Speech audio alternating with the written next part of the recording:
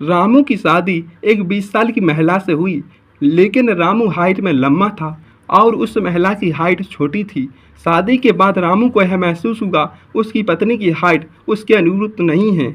एक दिन रामू ने अपनी पत्नी से कहा, मैं तुमसे प्यार करता हूँ, लेकिन तुम्हारी हाइट मुझे पसंद नहीं है।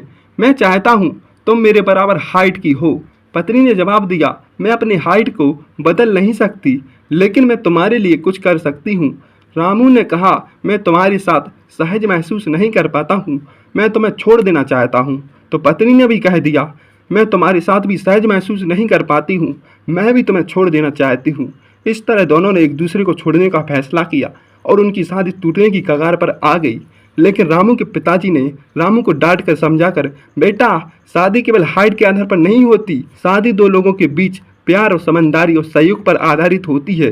तुम्हारी पत्नी की हाइट कम होने से क्या होता है? वह तुम्हारे साथ प्यार से रहती है, तुम्हारी देखभाल करती है और तुम्हारे साथ खुश है। रामू ने कहा, लेकिन पिताजी मैं उसके साथ सहज महसूस नहीं कर पाता हूँ।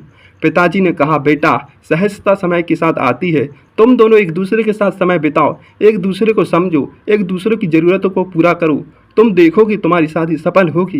रामू की पत्नी ने रामू के पिताजी से कहा, ससुर जी मैं रामू के साथ खुश हूँ, लेकिन वह मुझे छोड़ना चाहता है। पिताजी ने कहा, बेटी तुम दोनों एक दूसरे के लिए बने हो, तुम्हारी शादी को टूटने से बचाने के लिए मैं तुम दोनों को समझाऊंगा।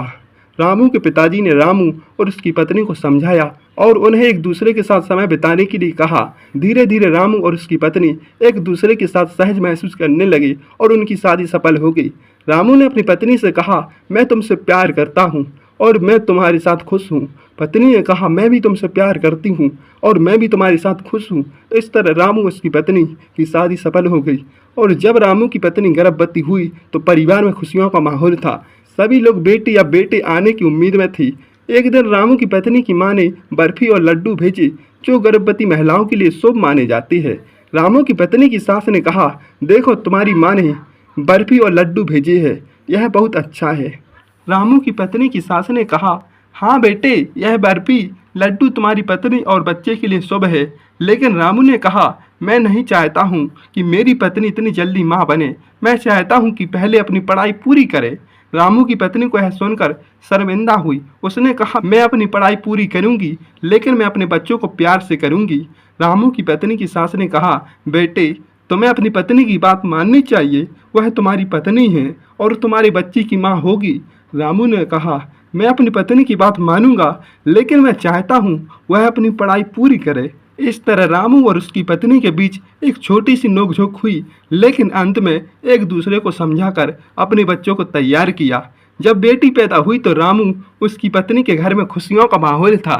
सभी परिवार के लोग बेटी को देखने के लिए आए, उन्होंने उससे प्यार किया और आशीर्वाद दिया। रामू के पिताजी ने कहा, बेटी तुम्हारी बेटी बहुत सुंदर है, वह तुम्हारी तरह प्यारी और सुंदर है। रामू की पत्नी ने कहा, हाँ पिताजी हमें अपनी बेटी को खुशी और सुखी जीवन देना चाहिए। रामू ने कहा, मैं अपनी बेटी को प्यार करता हूँ और मैं उसकी हाइट के बारे में नहीं सोचता हूँ, मैं उसे खुशी और सुखी जीवन देना चाहता हूँ। इस तरह परिवार के लोगों ने बेटी को प्यार और सम्मान दिया। वे उसकी हाइट के बारे में नहीं सोचे। बेटी बड़ी हुई और अपनी माँ की तरह सुंदर और प्यारी थी। रामू और उसकी पत्नी ने अपनी बेटी को अच्छी शिक्षा और संस्कार दिए। उन्होंने उसे सिखाया जीवन में कैसे आगे बढ़ना है, कैसे खुशी और जीवन को जीना है।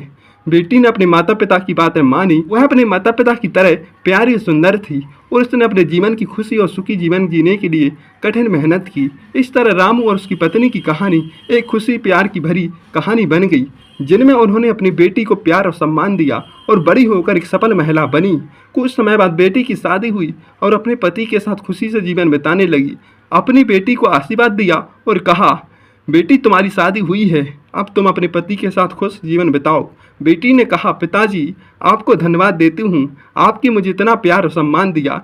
मैं अपने पति के साथ खुशी जीवन बिताने के लिए कठिन मेहनत करूंगी। जिनमें उन्होंने अपनी बेटी को प्यार और सम्मान दिया और बड़ी होकर एक सफल महिला बन गई।